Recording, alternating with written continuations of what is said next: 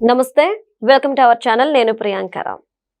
అఖండ 2 collections భారీగా వస్తున్నాయి.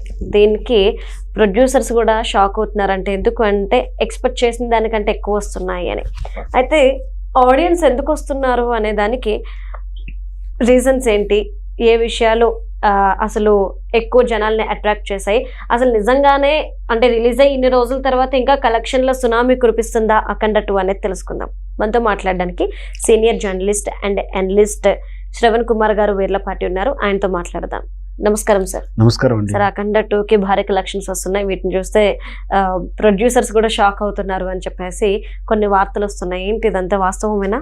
అఖండ 2 December 4న వాయిదా పడడం, ఈ సినిమా పని అయిపోయింది అని కొందరు సంబరాలు చేసుకుని ఎంత పని చేయడం, దీంట్లో రాజకీయ వర్గాల కుట్ర ఉన్నట్టు కూడా కొంచెం మనకు ఆ తర్వాత అర్థమవుతా ఉంటుంది.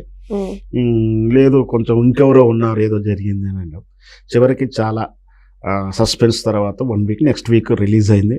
రిలీజ్ అవ్వడం ముందు కూడా మళ్ళీ దాని గురించి బ్యాడ్ రూమర్స్, సినిమా ఫ్లాప్ అయిపోయింది, ప్రొడ్యూసర్ పోయారు, బయర్స్ లాక్కపోయారు, ఎవరు డబ్బులు ఇస్తలేరు, సినిమా పని అయిపోయింది అని ఒక అపవాదు క్రియేట్ చేశారు. అంటే కింద పడినట్టు సినిమా లేచి నిలబడి నడుస్తున్న వాళ్ళని కూడా మానసికంగా ఇబ్బంది పెడితే ఎట్లా ఉంటుందో అట్లా ఆ సినిమా మీద ఫ్లాప్ అవ్వాలని చాలామంది కోరుకున్న విధానం మనంతా చూస్తూనే ఉన్నాం. కానీ విడుదల అయిన తర్వాత విషయం ఉన్న సినిమా కాబట్టి ఎమ్మటే ఎట్లా కలెక్షన్స్ వస్తున్నాయో, ఎట్లా బజ్ క్రియేట్ అయిందో ఇక్కడ కదా యావత్ భారతదేశం కూడా. ఎందుకు అంటే సనాతన ధర్మం మీద చైనా దేశం ఒకవేళ మీద దాడి చేస్తే యావత్తు భారత విశ్వాసాల మీద దాడి చేస్తున్నప్పుడు మనం ఏ విధంగా ఎదుర్కొన్నాం, మనం ఎదుర్కోవాలనే విషయాన్ని అఖండ అఘోరా క్యారెక్టర్లో బాలకృష్ణ గారు చేసినటువంటి ఆ విన్యాసాలు, ఆయన చేసినటువంటి యాక్షన్ సీక్వెన్సు, అక్కడ విజువల్ ఎఫెక్ట్స్, డైలాగ్ పవరు, ఆ రుద్రతాండవం బాలకృష్ణ గారి విశ్వరూపం, మనకు సీనియర్ ఎన్టీ రామారావు గారు శ్రీకృష్ణుడికి ఏవైతే విశ్వరూపం చూపిస్తారో, ఎన్టీ రామారావు వారసుడిగా బాలకృష్ణ గారు ఈ ఫ్యాక్షనిజంలో కానీ యాక్షన్లో కానీ చూపించే విశ్వరూపానికి ఫిదాగా అనేటువంటి తెలుగు ప్రేక్షకుడు ఉండడు. సో ఈ సినిమా ఆటోమేటిక్గా ఫస్ట్ వీక్ దాటేసి సెకండ్ వీక్లో వచ్చి 13th ఇప్పుడు అంటే ఆల్మోస్ట్ సెకండ్ వీక్ దాటి థర్డ్ వీక్ వెళ్తున్నట్టుగానే కలెక్షన్స్ మళ్ళీ ఇక్కడ ఏంటంటే మొదటి ఏమన్నారు, రిలీజ్ కాకుండా చేశారు, రిలీజ్ అవుతుంటే సర్ప్రైజ్ చేశారు. మళ్ళీ ఫస్ట్ వారంలో అయిపోయింది అన్నారు, రెండో వారం కలెక్షన్ పోతాయి అన్నారు.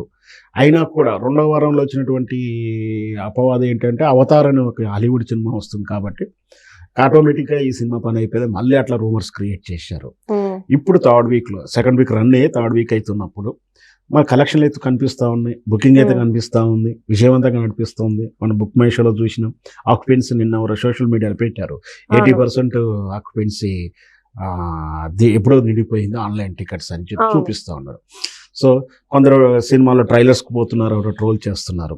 అన్నీ కాకుండా బాలకృష్ణ గారి సినిమా ఫైటింగ్ చూడడానికి, ఆయన డైలాగులు చూడడానికి, ఆయన యాక్షన్ సీక్వెన్స్లో విలన్స్ని అపోజ్ చేసి ఛాలెంజ్ చేసి వాళ్ళ ఆట కట్టేయడం కానీ, వాళ్ళకి బెదిరించడం కానీ, కంటి చూపుతో చంపడం, ఇట్లాంటి డైలాగులు ఉంటాయి కదా.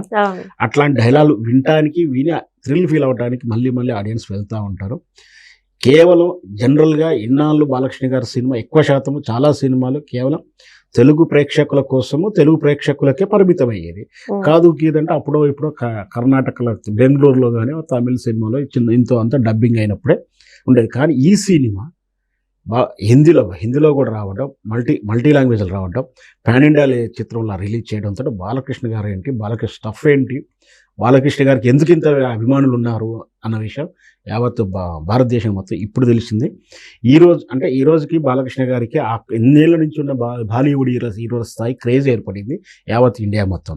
సో ఇక్కడ రూమర్స్ ఎంతవరకు కరెక్ట్ అనే విషయాన్ని ఫ్యాన్స్ సోషల్ మీడియాలో రోజు అంటే నిజంగా సినిమా కలెక్షన్స్ ఉన్నాయా లేవా, టికెట్లు బుక్ అవుతున్నా లేదా అనేది చర్చ జరుగుతూ ఉంది. అదే విషయాన్ని 13th 14th రోజు కూడా సినిమాకి బజ్ తక్కలేదనే విషయం ఇప్పుడు స్పష్టంగా అర్థమవుతుంది మనకు.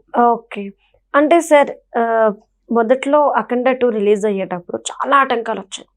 అటు తమిళనాడులో కేసు వేయడం, ఇటు చూస్తే ఎగ్జాక్ట్ ముందు రోజు బెనిఫిషియల్ పడిపోయి నెక్స్ట్ డే మార్నింగ్ 9 o'clock అంటే 9 o'clock వెళ్ళి కేసు వేశారు టికెట్స్ రేట్ల మీద.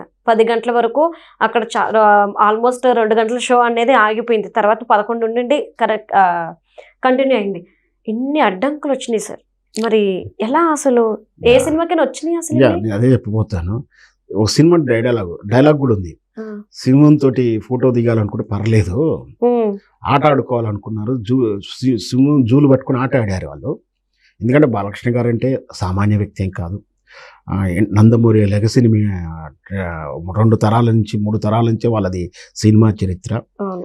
వాళ్ళ స్వయాన బావ గారు ముఖ్యమంత్రి, అల్లుడు గారు ఉన్నారు, తను ఎమ్మెల్యే. రాజకీయంగా సినిమా ఇండస్ట్రీలో ఒక 30 ఇయర్స్ అంటారు, 50 ఇయర్స్, రాజకీయాల్లో 30 ఏళ్ళకి పైబడి 30-40 ఏళ్ళు. అంటే బాలకృష్ణ గారు కలవాలి అనుకుంటే తెలియని IAS officer, IPS officer, legal advocates ఎవ్వరు ఆయన తెలవని వాళ్ళు, కానీ ఆయన అడిగితే పని చేయని వాళ్ళు కాదు.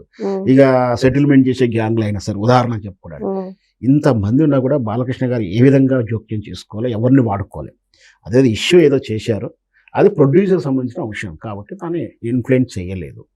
చివరాఖరికి సినిమా ఆగిపోతుంది, చచ్చిపోతే అపవాదం వస్తుంది. పైగా ఒక ప్రొడ్యూసర్ నష్టపోతే, ఒక సినిమా నష్టపోతే, ఇంకొక ప్రొడ్యూసర్ చచ్చిపోతే, ఇండస్ట్రీలో కార్మికులు నష్టపోతారు. ఒక 200-300 కుటుంబాలు బట్టి ఒక సినిమా బయటకు వచ్చిందంటే.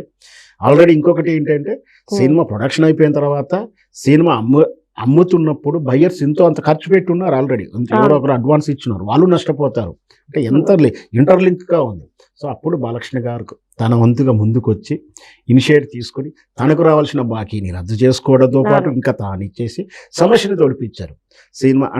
సినిమాని ప్రేక్షకులకు ముందుకు అభిమానులకు తీసుకెలా చేసి ఇప్పుడు ఆట మొదలు పెట్టారు. మీకు విషయం తెలుసో తెలియదు కానీ ఇది వెనుక ఏం జరిగింది అనేది డేటా లాగేస్తున్నారు. ఇప్పుడు వాళ్ళకు చెమటలు పడతా ఉన్నాయి. అసలు ఇదేంది నిజంగా ఇది మనం అర్థం చేసుకోవాల్సింది ఏంటంటే, ఇక్కడ ఇష్యూ 24-28 కోట్ల, 500-300 కోట్ల సినిమా తీసిన వాళ్ళు 28 కోట్లు చెల్లించలేకపోతారా? ఆ కెపాసిటీ ఉంటుందా? సినిమా ప్రొడక్షన్ల మధ్య ప్రాబ్లం వచ్చిందంటే అప్పు పుట్టకపోవచ్చు.